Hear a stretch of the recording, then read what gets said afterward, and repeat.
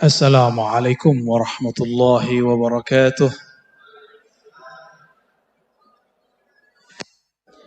Alhamdulillah rabbil alamin. Hamdal hamidin, hamdal mustaghfirin. Hamdan yuafi ni'amahu wa yukafi'u mazidah. Asyhadu an la ilaha illallah wa asyhadu anna Muhammadan abduhu wa rasuluh. Allahumma salli wa sallim wa barik ala sayyidil wujud. Sayyidina Ahmad, Sayyidina Muhammad wa ala alihi wal mahdi khalifatihi wa sallam. Sebelumnya walaupun tadi sudah banyak sholawat segala macam, untuk mengkondisikan kolbu, mari baca Al-Fatihah. A'udzubillah bismillahirrahmanirrahim. Ar-Rahmanir-Rahim.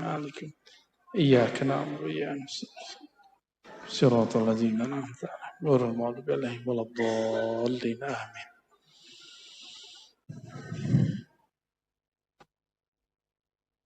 Di dalam surat Asy-Syams Allah bersumpah, yang sumpahnya itu membuat kita hari ini menikmati siang, malam, termasuk badan ini.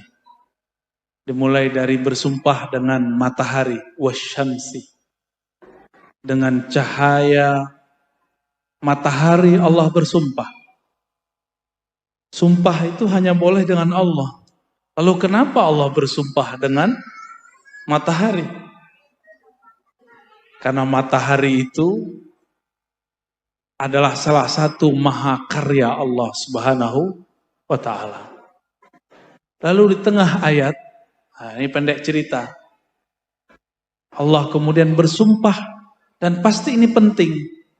Wa nafsi wa ma sawwaha. Ini berkaitan dengan slogan Ma'had ini insyaallah.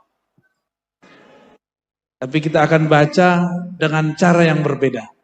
Insya Allah. Allah bersumpah, wa nafsi wa ma sawwaha. Demi jiwa.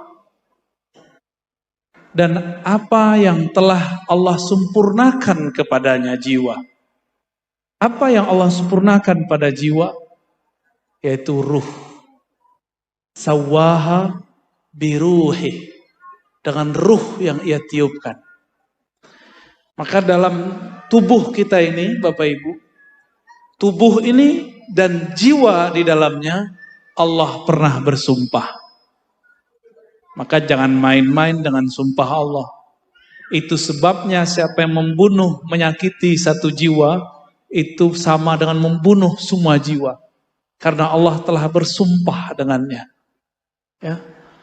Wa nafsiu wa ma sawwaha. Sawwaha, Allah sempurnakan ia dengan ruh.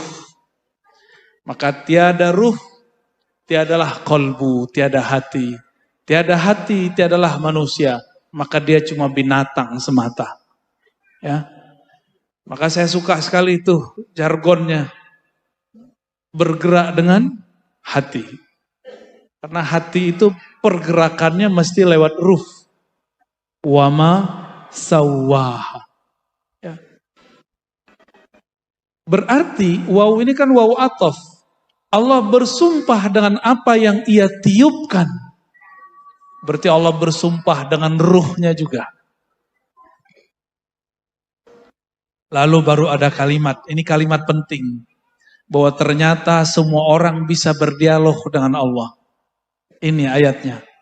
Fa'alhamaha fujuraha wa taqwaha. Pelan-pelan arti ayatnya.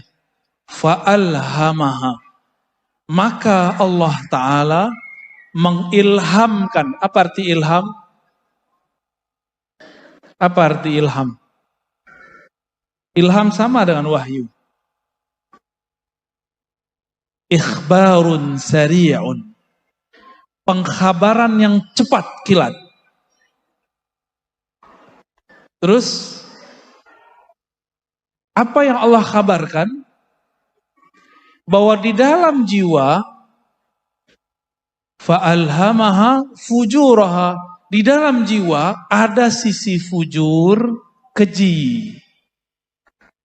Ingkar, maksiat. Ada di dalam jiwa saya, jiwa Bapak Ibu sama. Walaupun saya didaulat jadi penceramah, bukan berarti saya selamat. Sama. Apalagi Bapak Ibu sama. Maka kita nggak boleh jijik dengan orang maksiat. Karena kita juga bermaksiat. Fa'alhamaha. Allah kabarkan. Bukan Allah mengajarkan. Ini salah. Jadi ada orang menerjemahkan Allah lah yang menyuruh orang untuk fujur. Itu iblis yang menerjemah. Allah cuma kasih tahu di dalam jiwamu, ini pakai ha, fa'alhamaha, hanya ke nafs bukan ke ruh. Dan Allah ilhamkan, beritahukan kepada kita setiap saat ini, detik per detik,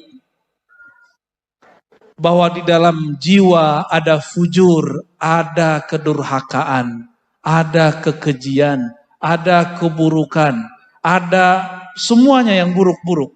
Itu namanya fujur. Lalu apa lagi? Fa'alhamaha fujuraha wa taqwaha. Waw di sini bisa artinya ma'iyah, bisa berarti waw atof biasa. Bersamaan dengan ada di dalamnya takwa. Nah, takwa itu bahasa Arab artinya menjaga. Menjaga supaya si fujur nggak keluar. Ya, wiqayah. Taqwa bimakna al-wiqayah. Menjaga supaya fujur tidak nyebar. Supaya fujur ini tidak menjadi berbahaya. Nah, ini ayatnya seperti itu. Kita potong dulu ayatnya. Ternyata dulu sebelum kita dicipta di sini, si jiwa ini dicelupkan oleh Allah Ta'ala ke dalam bi'ruz zulumat atau bi'ruz syahawat. Jadi Bapak Ibu, kita sama. Jiwa ini sebelum ditiupkan, dia sudah direndam dulu oleh Allah Ta'ala dalam sumur kegelapan. Itulah yang disebut fujur. Jadi kalau ngikutin ayat disebut bi'rul fujur. Di dalammu ada kekejian. Maka coba aja rasakan. Dalam taat pun kita bisa riya. Tapi nggak usah khawatir. Dalam maksiat pun masih ada kesadaran. Benar gak? Kalau orang maksiat pengen sadar gak? Banyak orang maksiat pengen sadar. Maka saya mengartikan waw itu waw ma'iyah. Bersamaan. Ya, fa'alhamaha fujuraha ma'at taqwa. Ya, ma'at taqwaha. Itu barengan terus. Sumur semakin dalam dikubur, direndam, maka semakin tebal hijabnya. Itulah yang membuat kita kalau zikir nggak pernah fokus. Ibu-ibu, kalau sholat khusyuk nggak? Khusyuk apa kusut? Mulai dari takbir sampai assalamualaikum, ingatnya siapa?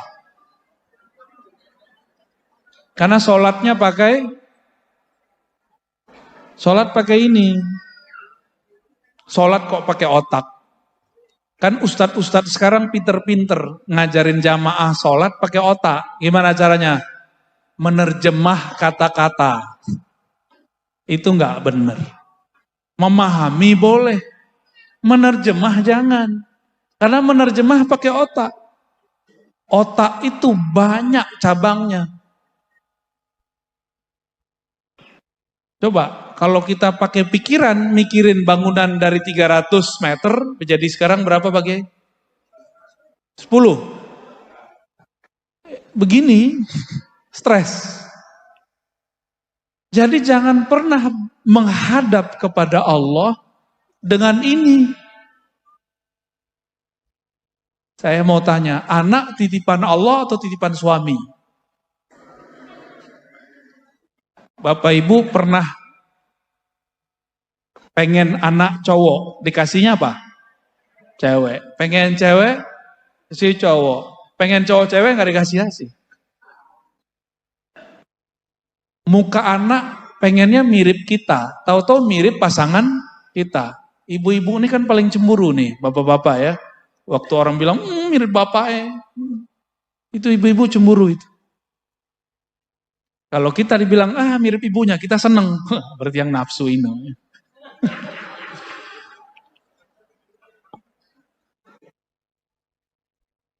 Kita, walaupun secara zahir yang membuat anak, tapi pada hakikatnya kita nggak kuasa terhadap anak. Ya nggak kuasa. Ya.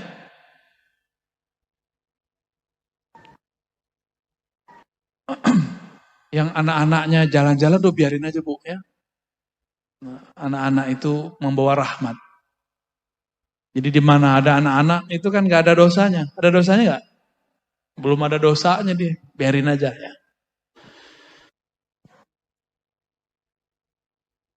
Kalimat fa'alhamaha ini ada sir di situ, ada rahasia bahwa Allah mengajak kita berbicara setiap saat. Karena alhama fi'il madhi, tapi faedahnya bukan berlalu, bukan pasten. Faedahnya ya dulu ala thubuti wad dawam, menunjukkan itu selalu. Kenapa? Allah itu qadim, maka sering digunakan kata-kata fi'il madhi. Jadi fa'alhamaha bi'azaliyatihi, ya. Allah mengilhamkan dengan keazaliannya. Kepada siapa Allah ilhamkan? Bukan ke dalam jiwa yang fisik, tapi ke dalam yang membuat kita bisa mendengar dan melihat. Apa itu? Ruh. Bapak Ibu, kalau sholawat tersentuh, itu yang tersentuh siapa? Air mata, mata yang nangis, atau jantung yang deg-degan, atau suara yang bagus jadi telinga kita bergetar. Siapa sebenarnya yang bergetar? Yang bergetar itu kolbu. Kolbu itu bergetar karena diberitahu oleh ruh. Karena tempat ilham bukan kolbu. Kolbu tempat Allah memandang. Innallaha yanzuru ila qulubikum. Allah memandang ke dalam kolbumu. Jadi mohon maaf nih Bapak Ibu. Perasaan merasa lebih kaya dari orang di samping itu sudah bahaya.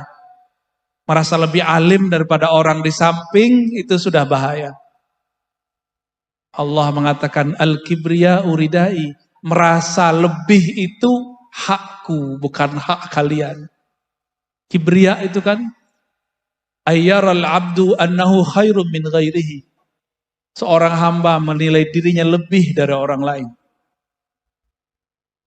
Saya walaupun ngaji, ngajar, ceramah, gak boleh sedikit pun terbersit merasa lebih mulia daripada yang mendengarkan. Gak boleh. Itu sebabnya sebelum saya assalamualaikum, mesti tawajuh dulu kolbunya kepada Allah. Supaya tidak terbersit merasa lebih baik. Kalau sedikit saja terbersit, maka Allah tidak lagi ridho. Karena Allah pandang kolbu, Allah gak pandang saya baca ayat. Ayat sekian, nomor sekian, surat sekian, nomor sekian. Allah gak ridho. Yang Allah ridho kolbunya merasa apa?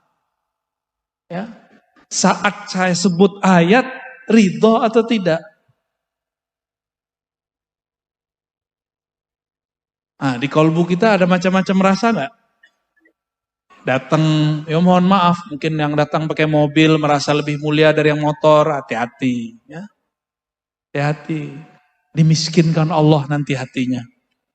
Mungkin badannya kaya, dompetnya tebal, hatinya miskin. Saya mau tanya, orang korupsi itu orang kaya apa orang miskin? Benar. Ada nggak orang miskin korupsi? Gimana mau korupsi? Makan sehari-harinya susah. Orang korupsi itu orang kaya. Korupsi kan corruption, merusak. Dia merusak tatanan. Ya orang miskin apa yang mau dirusak? Nah, Ayat ini mengajarkan bahwa kita selalu diajak berbicara oleh Allah. Karena Bapak Ibu, kita ini tidak terbiasa menerima kalam-kalam. Nabi SAW ajarkan sholat istikharah. Ya. Sholat istikharah itu sama dengan beli handphone. Beli handphone, pasang kartu. Beli isi pulsanya. Coba, Bapak Ibu punya handphone? Punya handphone ya? Handphonenya kalau nggak ada kartunya bisa komunikasi nggak? Udah ada kartunya. Nggak ada baterainya, bisa komunikasi? Nggak bisa. Udah punya kartu, udah punya baterai. Handphonenya handphone smartphone, bukan handphone butut yang lama. Oke? Tapi tidak punya akun, namanya email. Bisa nggak download? Tahu download? Ngambil aplikasi. Nggak bisa. Maksudnya apa? Kalau seorang hamba, dia tidak kenal dirinya, lalu dengan cara apa dia mengambil ilmu Allah? Maka dia harus kenal dirinya. Allah itu gaib atau nyata? Ayo. Atau pertanyaannya salah? Atau dua-duanya benar? Allah itu gaib iya, nyata iya. Allah itu nyata dengan rububiyahnya, somadiyahnya, gaib dengan ahadiyahnya. Nah itu kajiannya panjang. Semoga nanti kalau pulang kampung lagi ke negeri Palang, di Palang dulu sama mertua saya ntar ya. Oh ternyata Pak Yai juga tertawan di Palang ya. Kayaknya uang Palang punya aji-ajian. Aji malang hati. Bapak Ibu yang melakukan Allah. Karena tidak semua kita ngerti Allah itu bicara. Maka diajarkan sholat istikharah. Tapi sebenarnya tanpa istikharah bisa bicara. Ini contoh. Kalau lagi keluar ziarah di Bonang. Ada pengemis. Hatinya ngomong kasih nggak? Kasih. Benar. Tapi setelah bisikan itu apa? Jangan kasih. Uang jahat. Gitu nggak? Yang pertama itu Allah lagi bicara ke dalam ruh. Ruh kemudian ngasih tahu ke dalam kolbu. Itu metodologinya. Allah ngomong kepada ruh, beri. Ruh menyampaikan beritanya kepada kolbu. Kolbu itu tempat menyimpan ilmu-ilmu Allah. Di kolbu itu ada banyak lagi struktur-strukturnya. Seperti bangunan ini ada ruangan tamu, ada ruang aula, ada perpus. Nah, di kolbu itu ada perpus namanya sir. Di situ tempat orang menyimpan rahasia Allah. Kalau santri nggak pernah ke library, nggak pernah ke perpustakaan, cakrawala dia dapat nggak? Cerdas nggak dia? Gimana mau cerdas dia jauh dari perpus? Sama. Seorang hamba Allah punya kolbu, tapi kolbunya tidak diajak masuk ke dalam perpustakaan kolbunya. Bernama sir. Maka ilmunya cuma yang tertulis, yang dibaca. Disitulah banyak kiai-kiai ilmunya mentok. Berhenti. Bingung. Habis ini apa lagi? Karena dia tidak diajak mengenali cara masuk perpus. Kalau ada yang bukan siswa, santri, masuk perpus, diizinkan nggak? Ada pegawai library nggak nih? Maktabah, ada. Diizinkan nggak? Kalau nggak punya ID card? Nggak diizinkan. Inilah yang membuat kenapa kiai-kiai, santri-santri ilmunya mentok. Dia nggak punya kartu masuk ke dalam sirnya sendiri. Ya, apa kartunya? Kartunya sederhana. Ya. Abdullah, menjadi hamba Allah. Hamba Allah tuh nol, nggak merasa pinter. Kalau masih merasa pinter, nggak bisa masuk. Maka setiap hamba, setiap kita ini ada pasang-pasangannya dari Asmaul Husna. Bapak Ibu, saya sering cerita di luar sana, dulu kita punya presiden, dia penyayang ke semua orang, walaupun beda agama. Namanya siapa? Gus Dur. Nama beliau siapa? Abdurrahman Wahid. Orang Jawa ini kan pengen ngeringkes ya. Abdur, Gus Dur. Kenapa tidak Abdurrahman, Gusman gitu ya. Lucu ya, nggak pas ya. Pasnya Gus Dur. Gus Dur itu namanya Abdurrahman. Rahman itu kasih sayang Allah tidak terbatas. Mulai dari bidayah awal penciptaan alam sampai akhir kiamat. Rahman. Mau mukmin, mau kafir, mau binatang, mau tumbuhan, mau babi, mau kambing, semuanya dapat rahman Allah Subhanahu wa ta'ala. Maka seorang hamba yang datang kepada Allah dengan rasa rahman, dia pasti punya karakter mencintai semua makhluk. Kita ini kan jangankan sama non muslim, beda NU Muhammadiyah aja udah gak terima. Ya, bener. Percuma orang NU punya kiai kayak Gus Dur. Kok masih benci sama beda kelompok? Kalau wilayah keluar dari lor itu apa namanya yang ke arah Palang itu. Oh, itu kalau ini masjid Muhammadiyah, masjid NU, kayaknya udah beda agama aja. Biasa aja lah. Ya. Berarti kolbunya belum rohmaniyah. Baru nama Rahman belum tembus. Gimana mau dapat ilmu laduni? Mau wiridan 1000 tahun gak akan tembus. Orang wiridan itu pengen sakti, pengen kasaf. Tapi satu nama belum tembus, gimana mau tembus nama yang lain? Ya, maka kunci menjadi Abdurrahman, membuang semua kebencian kepada siapapun makhluk. Menyayangi orang taat, begitu juga sayang kepada orang yang terjebak maksiat. Orang taat bisa maksiat dalam taatnya, dan maksiatnya tidak terlihat. Maksiat orang taat apa? Yang Romo Kiai Huda sangat khawatir sekali. Kalau nggak orang torikot nggak bisa begitu. Khawatir apa? Khawatir ria. Cuma orang torikot yang khawatir ria. Karena memang diajarkan zikir jahar, zikir sir, zikir khafi. Kenapa orang masih kena ria? Karena di kolbunya masih sepi, belum ada nama Allah.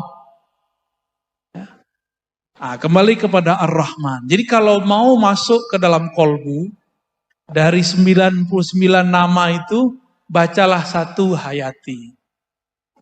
Maka saya sarankan di semua kota-kota Ahlus Sunnah yang berthariqah, hidupkan majelis kajian Al-Asma'ul Husna yang bersanad. Kalau tidak ya sudah, yang tahu aja. Kitabnya sudah banyak. Ada Al-Maqsad Al-Asna, banyak sekali karya Imam Ghazali, Zarruq dan lain-lain. Baru Allah mengatakan qad aflaha man zakkaha wa qad khaba man dassaha. Sungguh telah tercatat dalam Lauh Mahfuz Allah. Apa yang tercatat? Aflaha, sungguh beruntung, sungguh bahagia. Orang sukses bahagia enggak? Suksesnya santri nilainya tidak jelek, enggak mesti juara. Ya. Suksesnya guru muridnya bersuluk, berakhlak. Jadi bukan hanya nilai yang bagus. Maka saya menyarankan kalau benar ini ma'had, ini lembaga bergerak dengan hati, jangan cuma nge-push santri untuk dapat nilai bagus. Ya. Karena beda orang, beda kemampuan. Maka di pesantren kami di Darussunnah, mohon maaf bukan membandingkan. Tidak ada lagi namanya juara 1, juara 2, juara 3, semuanya juara. Ada yang juara hafalan, ada yang juara bahsul masail, ada yang di usul fikih, ada yang ini, dan semuanya dikaji. Nanti ada nilainya. Dan ini lebih baik untuk psikologi santri. Ini kalau boleh saran, ini bangunan sudah sangat modern. Maka pemikirannya harus lebih maju dari bangunannya. Semoga nanti tambah maju lagi ya. Fa'alhamaha, dapat ilham nanti insya Allah. Sekolah itu untuk apa? Sekolah itu qad aflaha man zakkaha. Sekolah itu adalah cara zakkaha. Zakkaha bahasa Arab zakka yuzakki tazkiyah. Apa artinya? Pertama, tathir, mensucikan. Itu baru satu arti. Dibersihkan dulu kejahilannya, malesnya. Ibu-ibu kuat nggak didik anak di rumah? Satu aja, melarang mereka megang smartphone main game, bisa nggak? Bisa? Yakin? Nggak yakin saya. Melarang anak nonton, bisa nggak? Nggak bisa. Jangankan Bapak Ibu, saya punya anak, saya nggak sanggup melarang dia terus-terusan main game, nonton. Nggak sanggup. Terus gimana? Berarti ada kecanduan dia main game. Ini ciri-ciri anak kecanduan main game. Kalau dia kalah dia teriak. Atau dia bete. Gitu. Mulai kayak bad mood. Gak seneng bawaannya. Teriak-teriak. Atau kesel. Tiba-tiba dia marah sama saudaranya, kesal sama bapak ibunya, berarti udah kecanduan. Itu harus diobati, harus ditazkiyah. Cara membersihkannya di sini, di ma'had. Tinggal di sini asramanya apik ya Pak ya. Biasanya kan pesantren numpuk-numpuk. Numpuk 7 orang.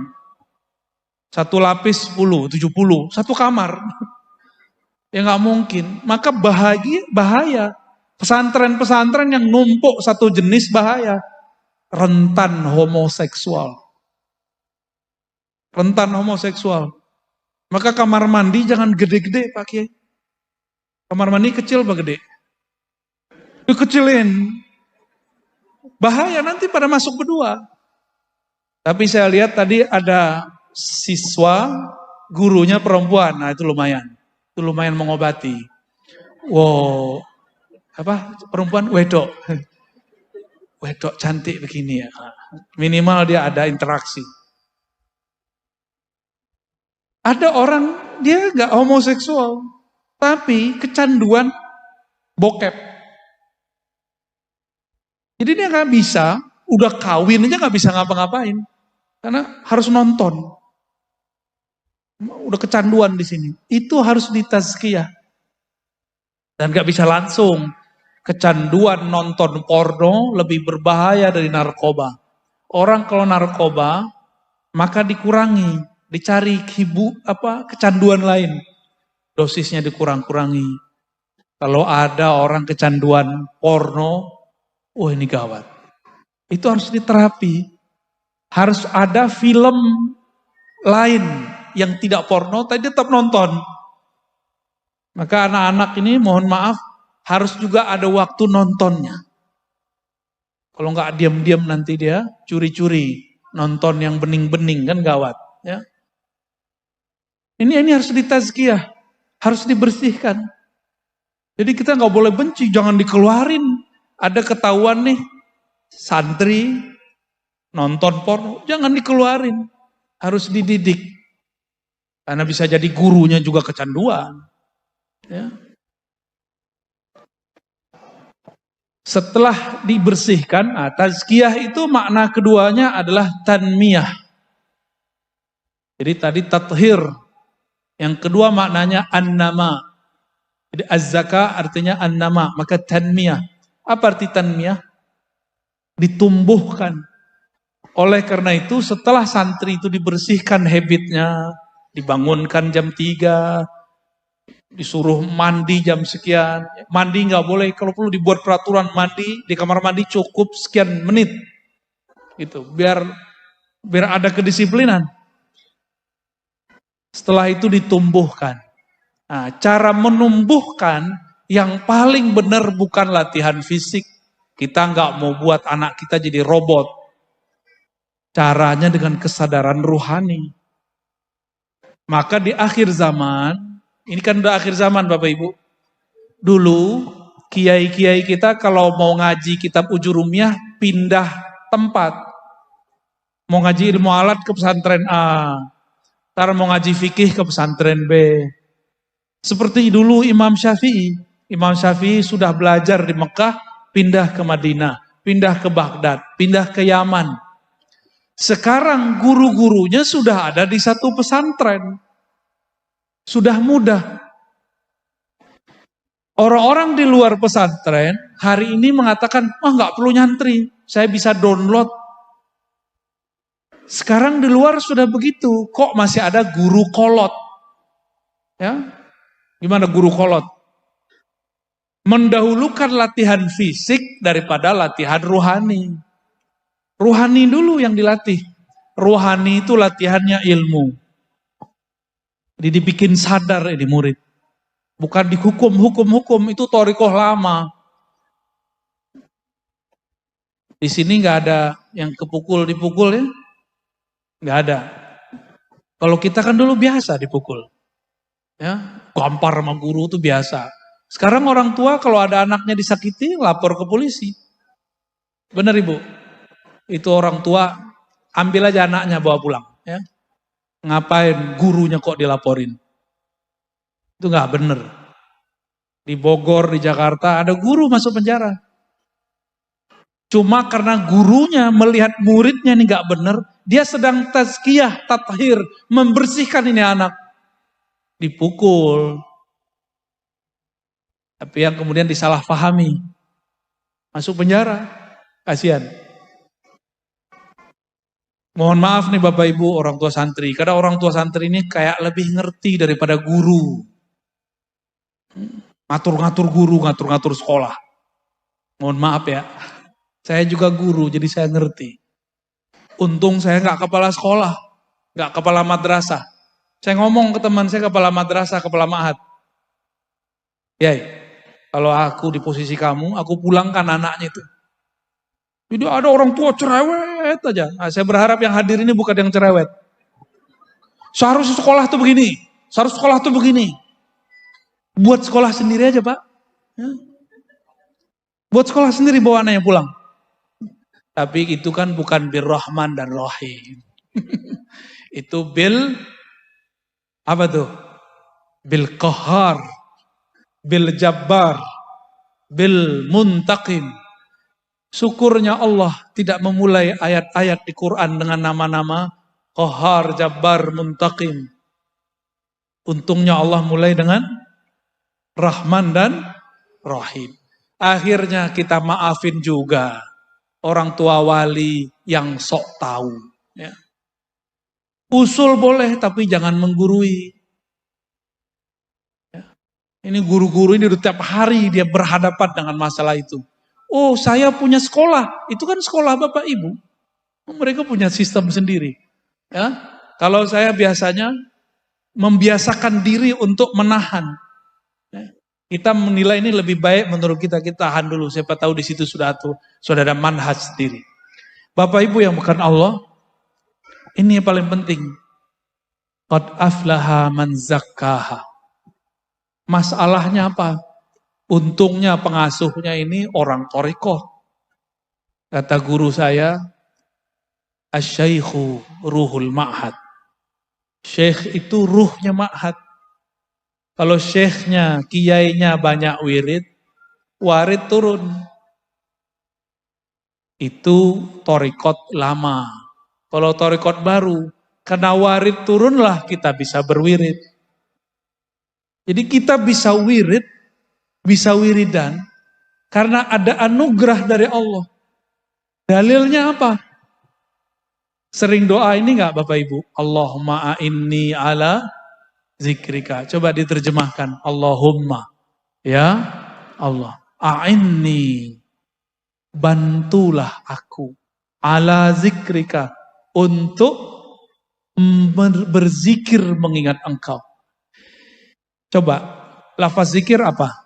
Subhanallah. Alhamdulillah. Allah Akbar. Ya, semua itu. Setiap kali lisan ini sanggup membaca la ilaha illallah, subhanallah. Berarti Allah sedang membantu. Bantuan itu yang disebut warid. Bantuan itu disebut warid. Apa arti warid? Sesuatu yang datang dari Allah. Nah, maka kita nggak boleh GR. Kalau saya nggak zikir nih, pesantren ini pasti kesurupan gitu. Jangan sombong. Habis itu ente kesurupan. Ya. Kalau saya nggak sholawat nih, pesantren ini panas. Jangan begitu. Ya. Dalam Sahih Bukhari, para sahabat berkalam, laula anta ya Rabb ma tadaina, wala sallaina, wala zakkaina. Ya Allah, kalau bukan karena Engkau yang membantu kami tidak akan dapat hidayah, tidak mampu sholat, tidak mampu puasa, tidak mampu zakat, tidak mampu zikir. Jadi kita bisa zikir karena Allah yang gerakkan. Itulah makna fazkuruni azkurkum. Sebut aku sebut engkau. Saya sering nanya, duluan mana yang nyebut? Kita apa Allah? Sebutlah aku sebut engkau. Duluan siapa yang nyebut? Allah ngomong, hai hambaku, sebut aku, fazkuruni, azkurkum. Pasti aku sebut namamu. Siapa yang dulu menyebut? Ya, kita apa Allah? Kalau kita, pantas makomnya gak naik-naik. Ya, namanya makomul muridin. Makommu murid. Walaupun sudah jadi bapak ibu, tapi makom masih murid. Karena GR kita yang berzikir. Saya mau tanya lagi Bapak Ibu. Adakah di tubuh kita, di alam semesta ini, sesuatu yang bergerak tanpa izin Allah? Ada enggak? Ada enggak? Berarti kita kalau zikir, itu digerakkan Allah bukan? Jadi duluan siapa yang zikir? Allah. Jadi kalau kita berzikir, baca Yasin, baca apa, itu Allah lagi nyebut nama kita. Bukan kita yang menyebut nama Allah. Jadi kapan Allah ingat hambanya? Jika hambanya ingat Allah. Bolak-balik aja tuh. Tapi sebenarnya yang ingat itu hanyalah Allah. Allah lah yang mengingat dirinya sendiri lewat hambanya. Nah, jadi kalau kita bisa zikir, itu Allah lagi pinjam lidah tuh. Lidah kita yang hina ini dipinjam untuk mampu menyebut namanya. Karena banyak orang tinggal dekat masjid, nggak masuk masjid. Berarti badan dia nggak dipinjam oleh Allah. Nggak digerakkan oleh Allah. Tapi apakah dia masih meminjam, sedangkan tubuh ini milik dia juga. Ya. Qad aflaha man zakka. Ditumbuhkan, dipupuk. Maka memberi ikop tidak boleh terlalu keras. Memberi pujian juga tidak boleh terlalu keras. Ngirim santri untuk juara-juara gak mesti terlalu sering. Karena kalau santri sudah sering merasa juara, merasa pinter, ada perasaan jumawa dalam dirinya. Ini pesantren, ini sekolah, ini yang mengharumkan saya. Ya. Jangan terlalu sering memuji. Jangan juga terlalu parah dalam mencaci. Bodoh kalian, jangan terlalu sering begitu. Pinter kalian, jangan terlalu sering. Pupuk begitu, memupuk itu pelan-pelan. Ya. Itu namanya tazkiyah. Kalau sudah dia tumbuh, berakar, berurat, maka dia akan tumbuh sendiri, nggak perlu dikasih apa-apa lagi. Baru namanya insan kamil. Ya, qad aflaha man zakkaha wa qad khaba man dassaha. Rusaklah siapa yang dassa. Dassa bahasa Arab itu merusak, menyusupkan keburukan dalam dirinya. Bapak Ibu yang melekat Allah, terakhir yang mau saya sampaikan. Ada tanya jawab Pak Kiai? Dulu Nabi Shallallahu Alaihi Wasallam pernah berkisah. Apa kata beliau? Nanti di akhirat ada seseorang dihisap oleh Allah Subhanahu Wa Taala. Hadis Imam Al-Baihaqi. Ada di Tirmizi tapi lafaznya berbeda. Ketika dihisap, keluarlah laporannya. Semua yang dia lakukan adalah dosa. Mulai dari dia remaja sampai dia meninggal semuanya dosa. Akhirnya malaikat azab turun. Mengikat orang ini lalu menyeretnya.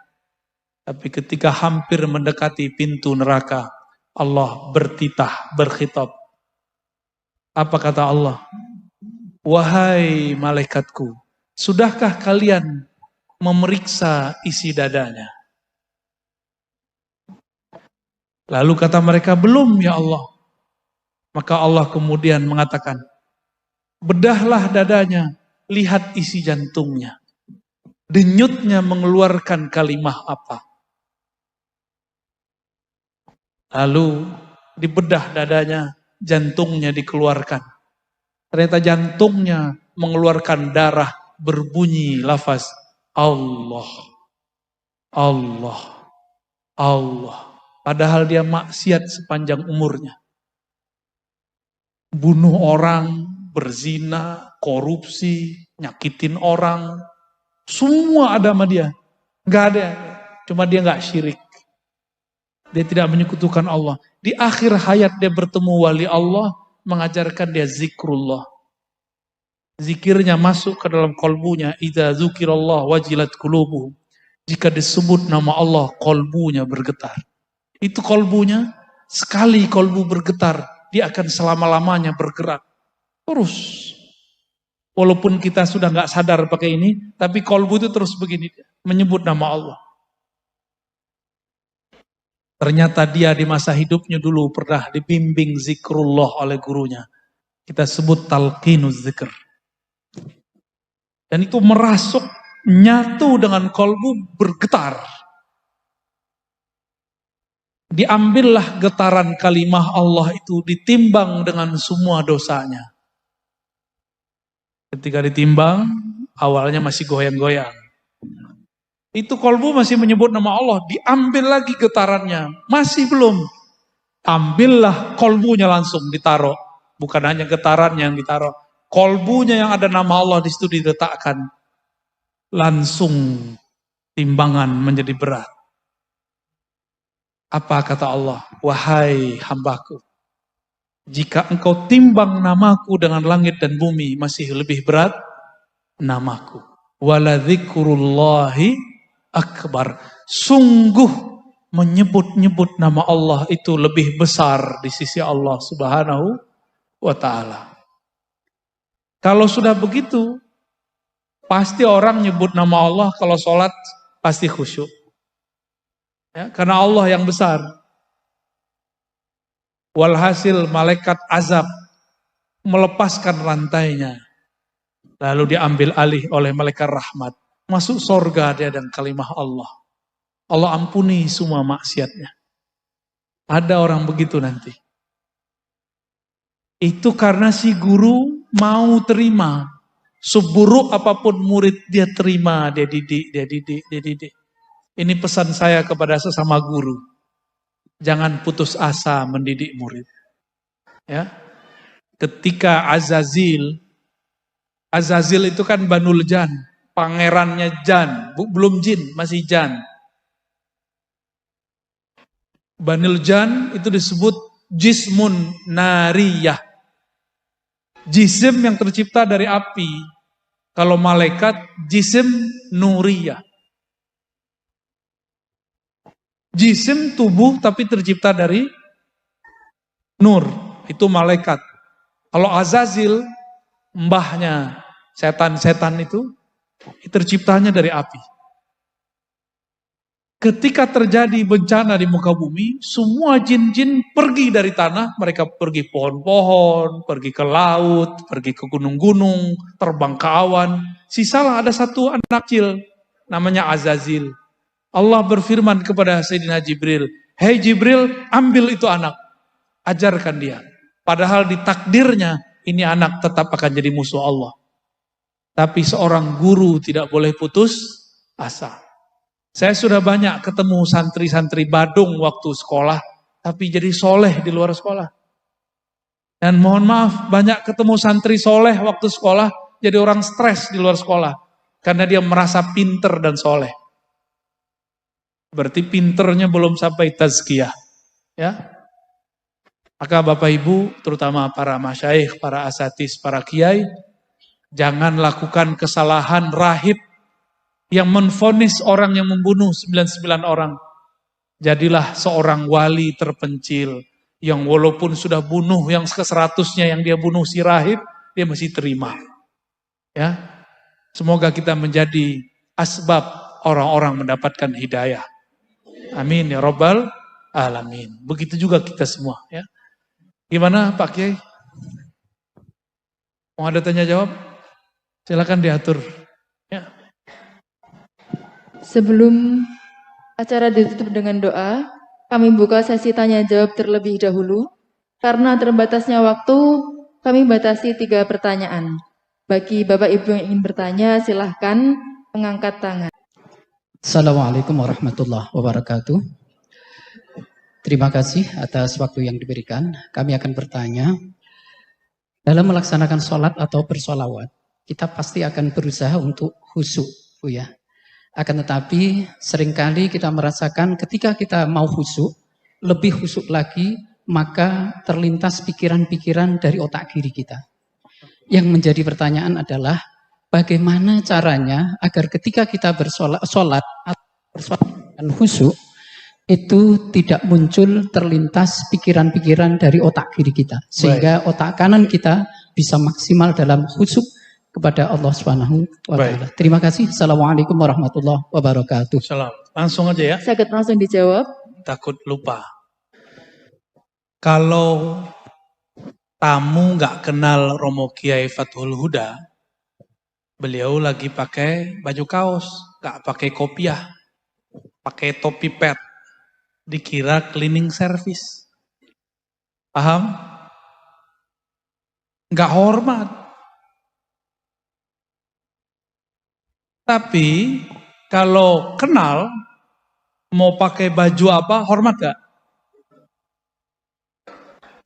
Mungkin cleaning service-nya nggak kenal sama beliau. Jangan buang situ. Gitu. Bisa jadi begitu. Jadi hormat itu adalah salah satu sikap orang khusyuk.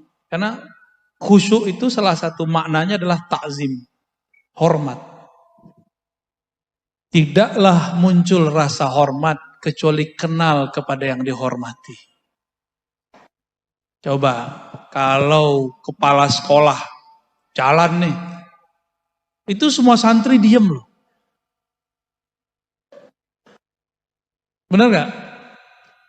Kalau kepala sekolah nih lewat, belum pengasuhnya lewat, baru kepala sekolah. Bahkan mungkin wali kelas masuk sudah diem, sudah hormat. Kita ini punya guru 2 jenis.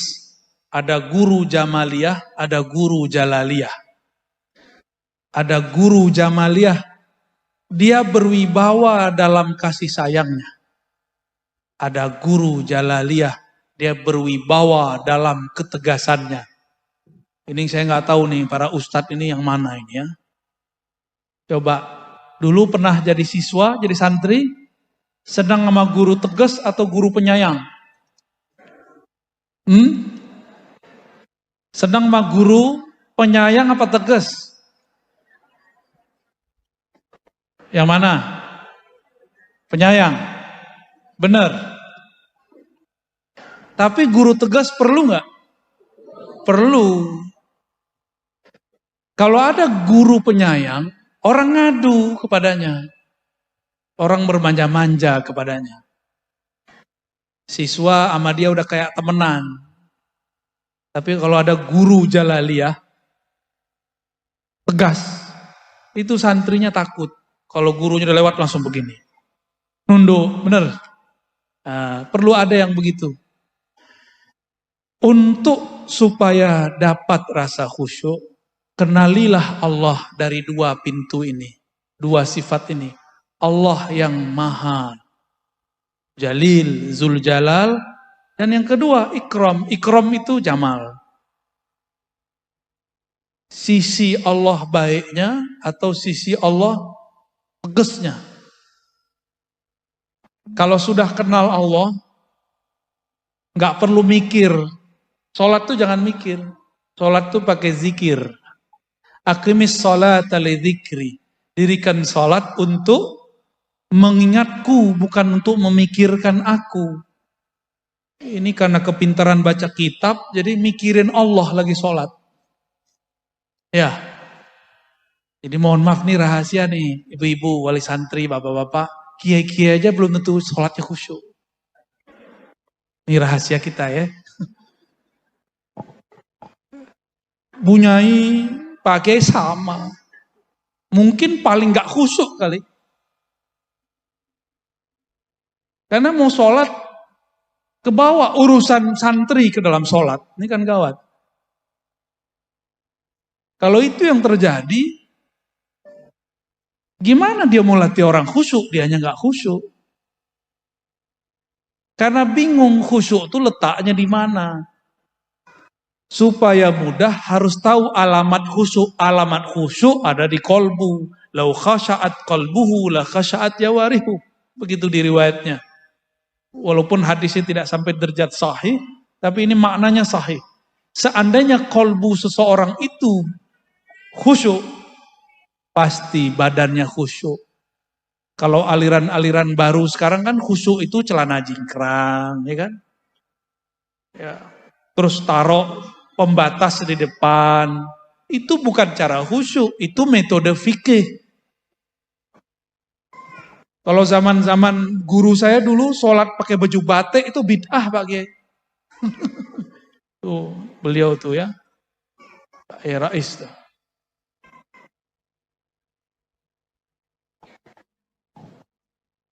Apa hubungannya khusyuk dengan baju batik? Ada nggak? Nggak ada hubungannya. Di zaman Rasul, orang nggak biasa pakai baju yang banyak modelnya. Maka Nabi menghindarkan itu karena menghindari kemewahan. Beda bab. Ya. Saya mau tanya Bapak Ibu, sholat depan Ka'bah dengan sholat di Masjid Akbar ya namanya. Masjid Akbar di sini, Tuhannya sama nggak? Sama Tuhannya. Beneran? Jangan-jangan beda lagi Tuhannya. Kalau sama, kenapa rasanya beda?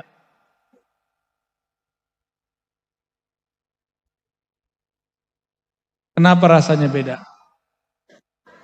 Kondisi. Apa namanya? Kondisi itu di baju atau di hati? Di hati. Maka ada namanya Robitatul Ka'bah. Dibaca dalam usolli fardhu subhi rak'ataini ma'muman lillahi ta'ala. Kalau dalam lafaz lain kan mustaqbilal qiblati rak'ataini, kan begitu. Itu namanya Robitatul Ka'bah. Mengkondisikan badan seakan-akan berhadapan dengan Ka'bah. Yang mengenalkan Ka'bah kepada kita siapa? Allah. Hebat tuh, Rasul berarti itu. Langsung Allah yang mengenalkan. Guru. Karena yang mengenalkan guru sebelum ingat Ka'bah pasti terlintas wajah guru. Namanya Robitotul Mursyid. Robitoh kepada mursyid. Si mursyid bisa kenal karena guru sebelumnya. Guru sebelumnya karena guru sebelumnya. Bersambunglah itu kepada baginda Rasulullah SAW. Kalau rajin-rajin sholawat nanti diajak tamasya oleh Allah ketemu dengan Rasulullah SAW. Maka orang yang tidak hormat kepada gurunya haram ketemu Rasulullah SAW. Mustahil ketemu Rasulullah. Dia kurang ajar sama gurunya. Rasulullah mengatakan tuba liman ra'ani wa liman ra'a man ra'ani. Itu bukan tuba liman dakhala tuban. Beruntung tuba itu syajarah, suatu pohon keberkahan yang ada di surga. Maka diartikan beruntung, karena itu artinya pohon keberuntungan. Beruntung orang-orang yang memandangku, jika tidak bertemu aku, yang bertemu orang bertemu aku, kalau tidak bertemu orang yang bertemu dari orang yang ketemu aku.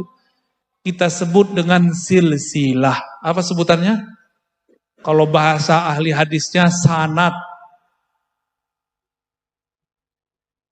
Nabi bersabda, "Shollu kama ra'aitumuni usolli." Salat seperti kamu melihat salat, melihat aku salat. Ada di sini yang pernah melihat Nabi salat? Nabi di Jakarta ada Nabi, namanya Ahmad Musodik. Tapi saya nggak pernah lihat dia salat. Gimana? Ada yang lihat Nabi salat? Kalau saya baca hadis, udah lihat Nabi belum? Belum. Ini tantangan anak-anak muda ke depan, anak-anak kita Bapak Ibu, akan muncul gerakan-gerakan baru. Mereka itu tidak sabar berguru. Apa katanya? Gak usah ikut imam, gak usah ikut guru. Langsung saja kepada Allah dan Rasulnya. Langsung ke Quran, langsung ke hadis. Padahal Nabi ngomongnya apa? Sholatlah seperti kamu melihat aku. Bukan seperti kamu melihat buku. Gak ada. Apalagi sholat melihat YouTube. Sekarang ada cara sholat baru. Mazhab al-YouTubiyah.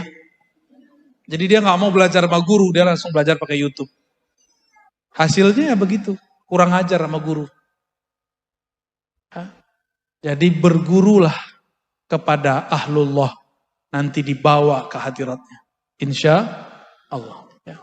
Siapa ahlullah? Orang yang mewarisi kolbunya Rasulullah. Bukan hanya sorbannya, bukan hanya sarungnya. Nabi gak bisa baca kitab kuning, tapi bisa baca kitab langit. Lebih keren mana? Ini ada kiai ngomong, Nabi itu ummi gak bisa baca kitab, tapi kayak merendahkan Nabi. Jangankan kitab itu, kitab yang di langit aja dibaca oleh Rasulullah. Ya, kitab takdir kita aja dibaca Rasul. Lebih keren gitu ya Ustaz ya. Wallahu a'lam bishawab. Assalamualaikum warahmatullahi wabarakatuh. Terima kasih yang kami hormati Abuya Ar-Razi Hashim. Kita sering melihat di YouTube ustadz-ustadz yang sering membid'ahkan, memusyrikkan dan mensyirikan ibadah kita, Ahlussunnah wal Jamaah. Itu secara masif. Dan efeknya saya pikir itu sangat berbahaya karena di luar Jawa kemarin, NTB kalau nggak salah, sampai ada pembakaran dan lain sebagainya. Ini kita mensikapinya seperti apa, Ustadz? Karena secara masif mereka terus-menerus membid'ahkan dan bahkan mengkafirkan kita. Bagaimana kita menghadapi atau mengkanter mereka Ustadz yang ada di YouTube. Terima kasih. Assalamualaikum warahmatullahi wabarakatuh. Assalamualaikum warahmatullahi wabarakatuh. Karena YouTube ini bisa didengerin siapa aja, di mana aja, maka kita harus ada di YouTube. Kalau TV kan gak bisa dibawa kemana-mana, kegedean. Ya, YouTube bisa ditonton di mana aja. Sebelum tidur, Bahkan ada yang jadi pengantar tidur ya. Gimana sikap kita terhadap dai-dai yang membid'ahkan amalan ahlus sunnah wal jamaah? Kalau dulu ahli kitab menganggap Nabi Muhammad dan para sahabat itu sesat, lalu Allah berfirman, idfa' billati hiya ahsan. Idfa' billati hiya ahsan. Ya, biarin Bu, kasihan anaknya nangis. Ya. Saya juga punya anak, jadi saya tahu perasaannya. Ya. Idfa' billati hiya ahsan. Tolaklah, tanggapilah dengan cara yang lebih ahsan. Ahsan itu kalau dia ilmiah, kita harus lebih ilmiah. Dia baca hadis, kita harus lebih mantep baca hadisnya. Dia penampilannya keren, kita juga harus keren penampilannya. Dia ceramahnya bisa dipahami banyak orang, kita juga harus mulai membahasakan ceramah kita supaya didengar oleh banyak orang. Dia keras, jangan dengan keras, itu namanya ahsan. Kita dengan kelembutan. Tidak adalah kekerasan dilawan dengan kelembutan kecuali yang keras kalah. Benar nggak Bapak Ibu? Bapak Ibu lebih paham dari saya lah ya. Keras, lembut. Bapak-bapak ini keras. Ya, dipegang ibu, lemes langsung. Makanya Allah itu Rahman Rahim. Kalau bahasa anak muda sekarang di kampus, Allah maha feminin. Maha Rahman dan Rahim. Bukan maha kebapaan. Gitu ya. Jadi kita harus mulai.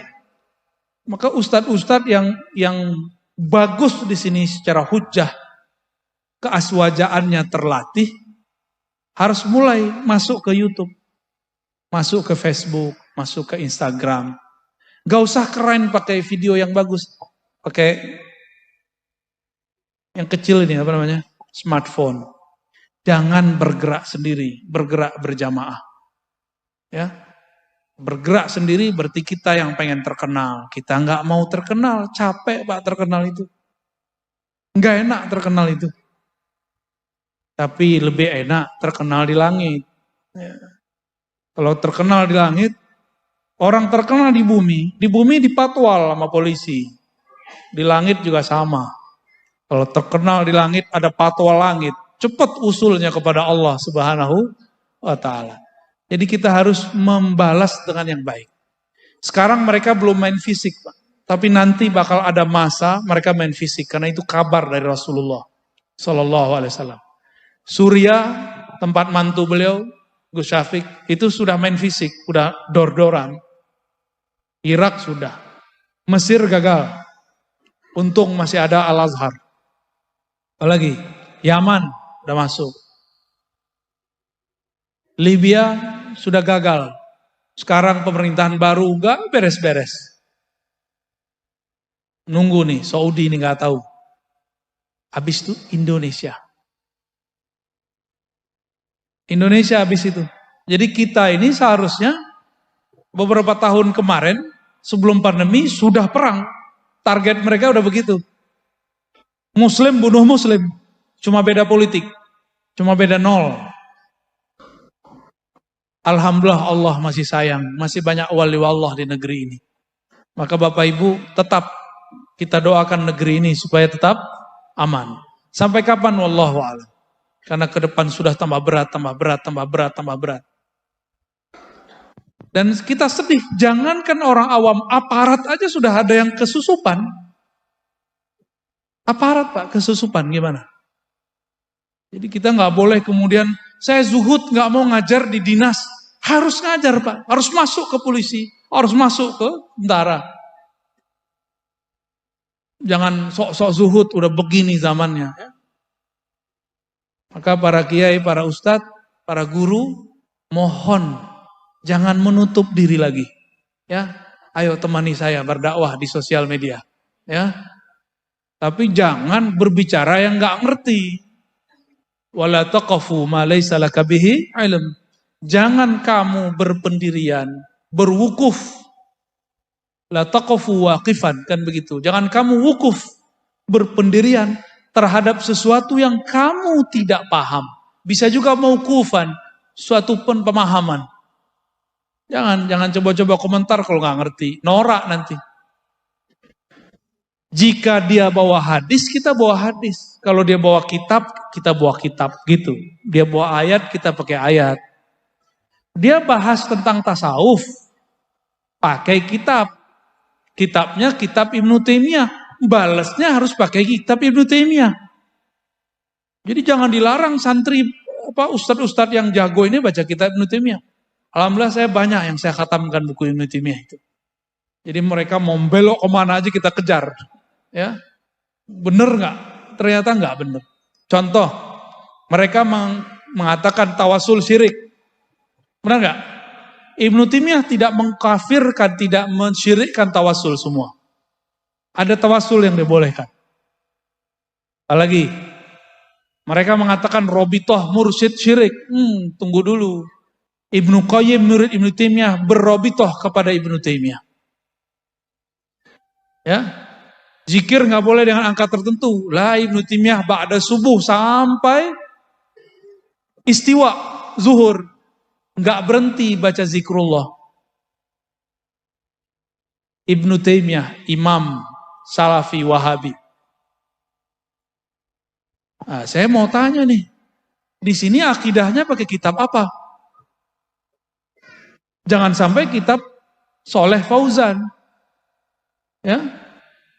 Di kitab itu dianggap syirik orang tawassul, dianggap syirik orang tabaruk, dianggap kufur orang maulid karena menyerupai Nasrani. Harus kembalikan kepada kitab ulama Nahdiyin yang lama yang sudah pakai kitab akidah Ahlussunnah. Ada beberapa pesantren Nahdiyin kitabnya sudah diganti. Kitab Aswaja, tapi namanya doang, dalamnya bukan Aswaja lagi. Hati Bapak Ibu, tidak semua kitab gundul itu benar. Karena kitab gundul itu manusia yang buat. Kalau Al-Quran kan langsung dari Allah. Ya, ini jangan sampai. Beberapa pesantren kita kasih tahu nggak mau, malah saya dimusuhi. Pak Kiai, ini kitab berbahaya. Kitab tauhidnya. Siapa namanya tadi? Soleh Fauzan.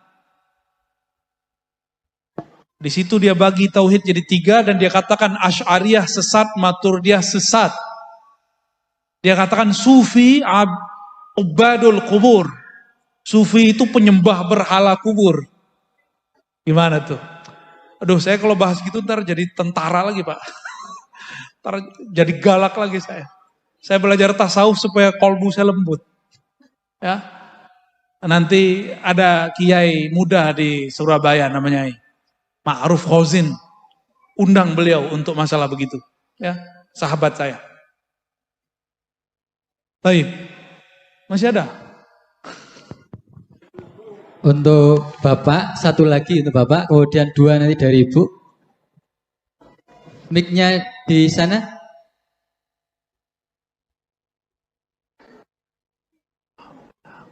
Ustaz, ini. Mohon nanti sebutkan nama sebelum bertanya.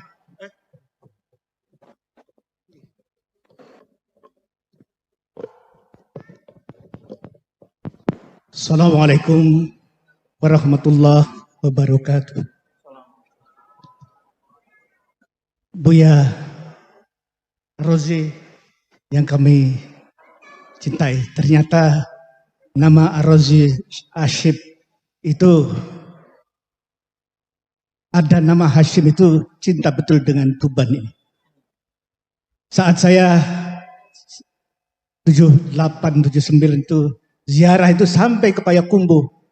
Sampai di sana juga ada yang namanya Syekh Hashim. Dan itu Nahdiyin kita, ini juga Hashim Asy'ari. Jadi nama Hashim itu memang cinta dengan orang Tuban. Dan nyatanya sudah ada bibitnya. Nah, untuk selanjutnya mempersingkat waktu sebelum pada Buya, ini tadi ada dari Kiai Romo Kiai Huda itu soal Bali, Bumi Wali, gak usah khawatir.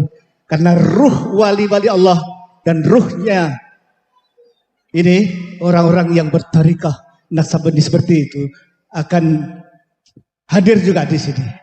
Jadi Bapak Buya Rozi yang kami sayangi, dengan adanya tarekoh yang dikembangkan di sini, tentunya insya Allah ini yang akan menjadi tadi ceritanya dari sebagai senjata tangkal radikalisme dan intoleransi itu. Hanya masalahnya yang satu, karena ini adalah berkaitan dengan jargon yang Buya juga menyetujui, itu bergerak dengan hati dan mencerdaskan generasi. Tentunya bina anak soleh lembaga ini tentunya yang kita bukan khawatir, harus kita tangkal yang namanya di tingkat nasional itu kita harus berpartisipasi untuk menjaga keutuhan dan rentan terhadap malpraktisnya surau-surau atau pondok-pondok kita. Mudah-mudahan di Tuban ini jangan terjadi, tentunya competitive advantage dan value added-nya itu barangkali Buya bisa memberikan solusi kunci apa dan bagaimana yang efektif dan efisien bagi anak-anak didik kita ini. Kiranya demikian. Terima kasih. Assalamualaikum warahmatullahi wabarakatuh. Baik. Ada dua, Pak, cara efisien. Pertama, manhaj Qur'ani, yaitu ilqaul qissah. Jadi harus guru-guru ini harus punya bank kisah. Dulu ahli hadis supaya muridnya jadi muhaddis besar, sufi supaya muridnya jadi sufi besar, setiap penutupan kuliah atau ngajar selalu ada kisah yang diceritakan. Di Quran dikatakan faqsusil qasasa, berkisahlah engkau. Karena itu cepat masuk. Kisah itu nggak perlu dihafal, cukup dinikmati. Nah, kenapa hari ini banyak santri-santri, siswa-siswa kaku?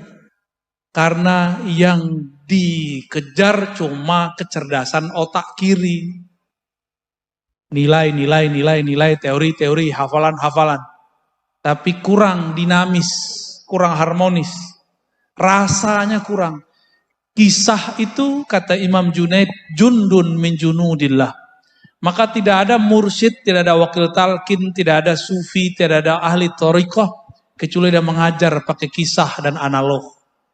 Kisah dan kias, analog. Jadi guru-guru ini harus di training untuk berkisah. Kalau kita berkisah, nggak boleh abstrak, harus ada wujudnya.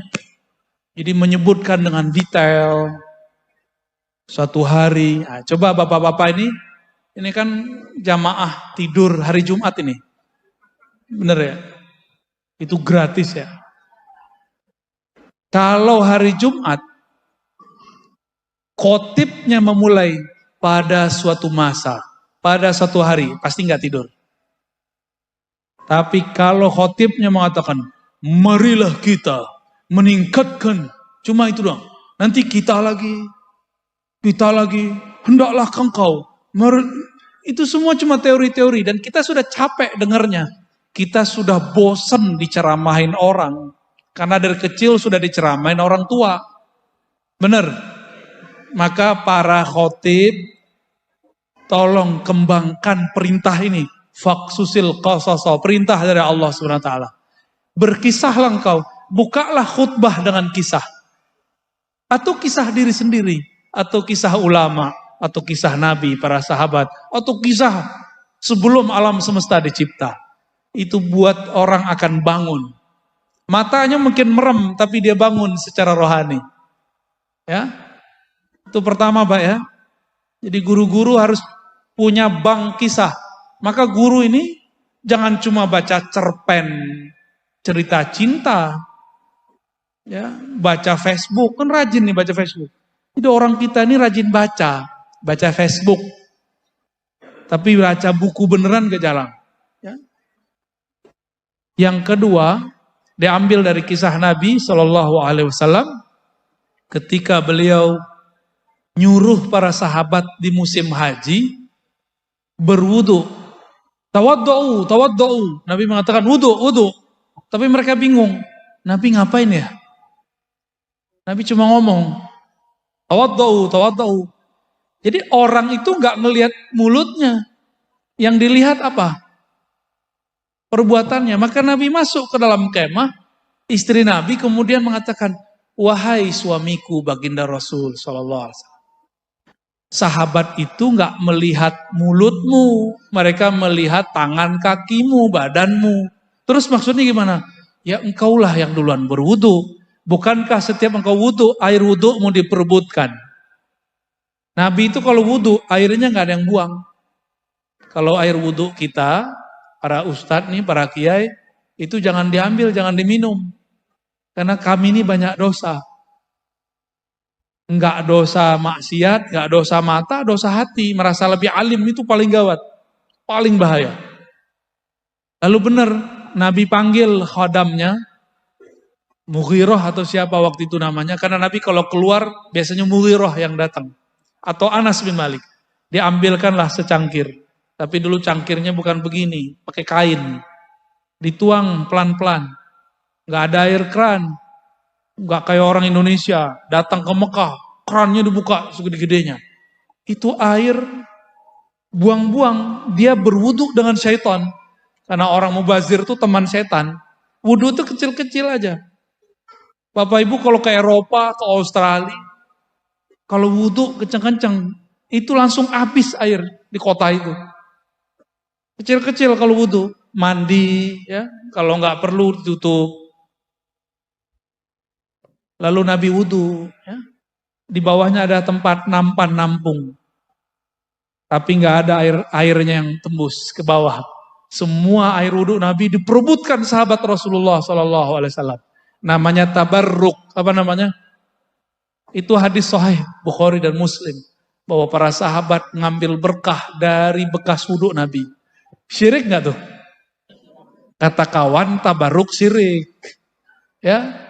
Jadi seandainya Rasulullah hidup zaman ini, mereka akan memusyrikkan Rasulullah. Akan menuduh sahabat-sahabat Rasul itu musyrik. Jadi Rasul yang dia gambarkan beda dengan yang faktanya ada. Apa pelajaran dari hadis ini? Murid tidak pandang kata-kata.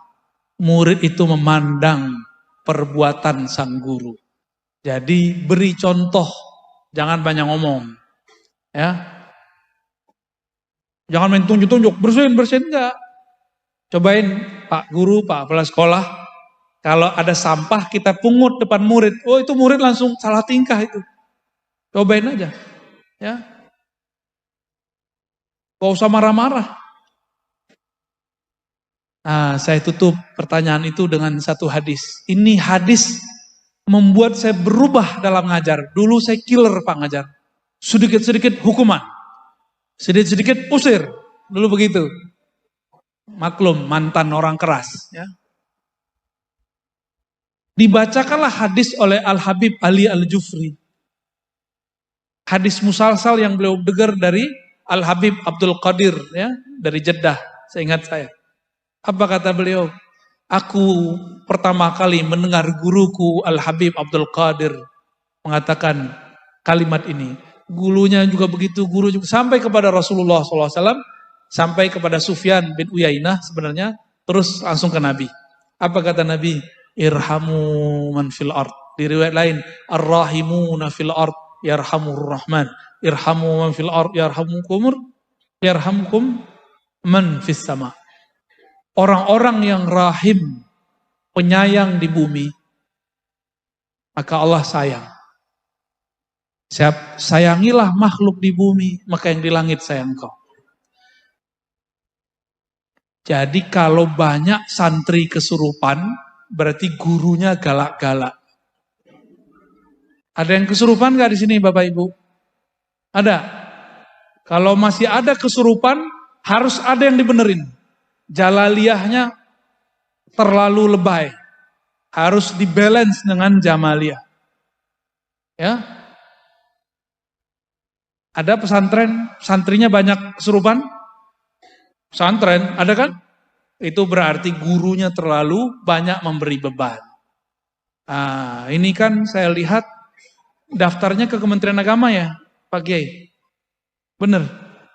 Wah itu berat itu. 2, Kementerian, waduh kasihan itu santri kita ya.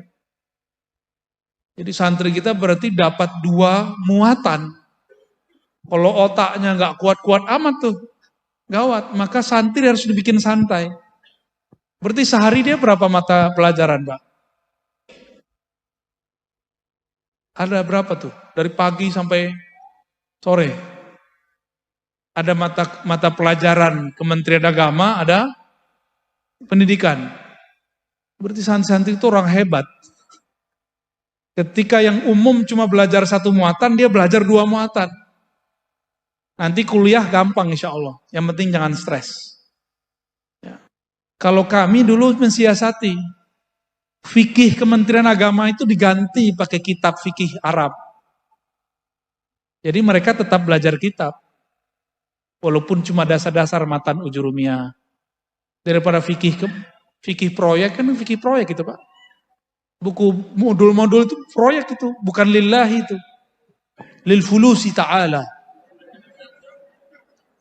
Sedangkan Imam Malik mengatakan wa malillahi baqiyah. Yang karena Allah pasti kekal. Itu sebabnya buku-buku modul setahun ganti. Coba kita nyantri dari dulu sampai sekarang masih jadi santri. Nggak pernah ganti matan takrib. Ada yang berani ganti?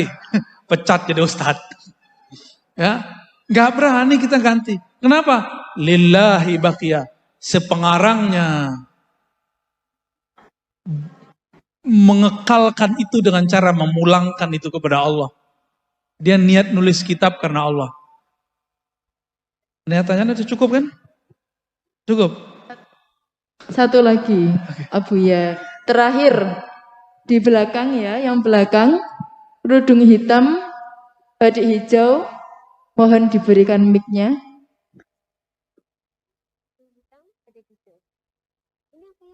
Mic. Oh iya. Nggih.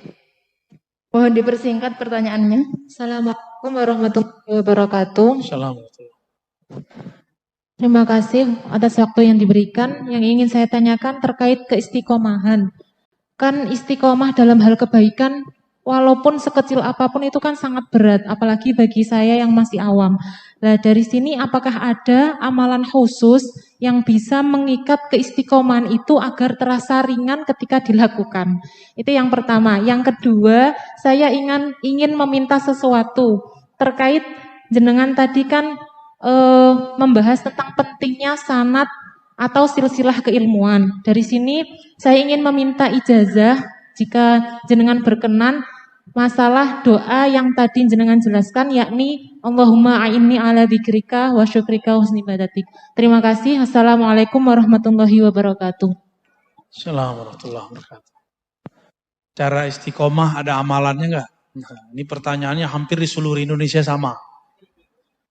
Jadi kita ini dari kecil diajarkan kalau mau begini amalnya ini. Itu thariqat lama, saya sebut itu thariqah qadimah. Thariqat jadul.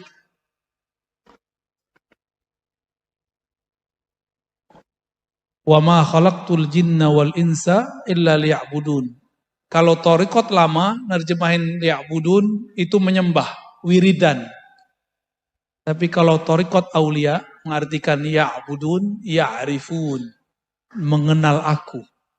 Tidak aku ciptakan jin dan manusia kecuali untuk mengenal aku. Kenapa guru-guru di sini mau ngajar? Mungkin karena niatnya benar, ingin cetak murid.